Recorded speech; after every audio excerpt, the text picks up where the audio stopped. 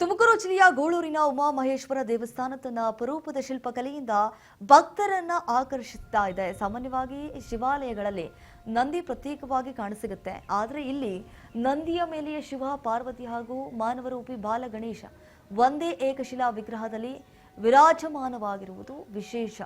ನಂದಿಯ ಕಾಲಿಗೆ ಕೆತ್ತಲಾಗಿರುವಂತಹ ಸರಪಳಿಯು ಈ ಕ್ಷೇತ್ರದ ಮತ್ತೊಂದು ವೈಶಿಷ್ಟ್ಯವಾಗಿದೆ. ಚೋಳರ ಕಾಲದ ಅದ್ಭುತ ಶಿಲ್ಪಕಲೆಗೆ ಸಾಕ್ಷಿಯಾಗಿರುವ ಈ ಪವಿತ್ರ ಕ್ಷೇತ್ರವನ್ನು ಭಕ್ತರು ದಕ್ಷಿಣದ ಕೇದಾರನಾಥ ಅಂತೇಳಿ ಕರೀತಾರೆ. ಇಲ್ಲಿ ಭಕ್ತಿಯಿಂದ ಪ್ರಾರ್ಥನೆ ಮಾಡಿದ್ರೆ ಇಷ್ಟಾರ್ಥಗಳು ನೆರವೇರುತ್ತೆ ಅನ್ನೋದು ಭಕ್ತರ ಅಚಲ ನಂಬಿಕೆಯಾಗಿದೆ. ಈ ದೇವಸ್ಥಾನ ಒಂದು ಐತಿಹಾಸಿಕ ಮತ್ತು ಚಾರಿತ್ರಿಕ ಮತ್ತು ಧಾರ್ಮಿಕವಾದ ಹಿನ್ನೆಲೆಯನ್ನ ಉಳ್ಳ ಒಂದು ದೇವಸ್ಥಾನ.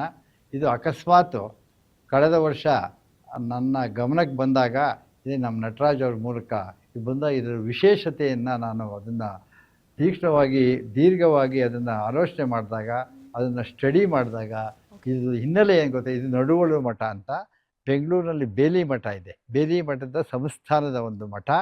ಬೇಲಿ ಮಠದ ಇಂದಿನ ವಂಶಸ್ಥರೆಲ್ಲ ಇಲ್ಲಿ ಸೇವೆ ಮಾಡಿಕೊಂಡು ಇದ್ದವರು. ಅದು ಅಲ್ಟಿಮೇಟ್ಲಿ ನಮ್ಮ ಸಿದ್ಧಗಂಗಾ ಮಠಕ್ಕೆ ಸೇರಿದ್ದು. ಇಲ್ಲಿ ಒಂದು ಶಿಲಾ ವೈಭವ ಏನು ಅಂತ ಅಂದರೆ, ಇದರ ವಿಶೇಷತೆ ಒಂದೇ ಕಲ್ಲಿನಲ್ಲಿ ಕೆತ್ತಿರ ಅಂಥದ್ದು. ಒಂದೇ ಕಲ್ಲಿನಲ್ಲಿ ನಾವು ಎಲ್ಲೂ ನೋಡಲಿಕ್ಕೆ ಸಾಧ್ಯ ಇಲ್ಲ. ನಾವು ಯಾರೂ ತುಮಕೂರು ತಾಳ ತುಮಕೂರು ಜಿಲ್ಲೆ ತುಮಕೂರಿನಿಂದ 7 ಕಿಲೋಮೀಟರಲ್ಲಿರುವ ಗೂಡಿನಲ್ಲಿ ನಡುವಲ ಮಠ ಅಂತ ಒಂದು ದೇವಸ್ಥಾನ ಇದೆ.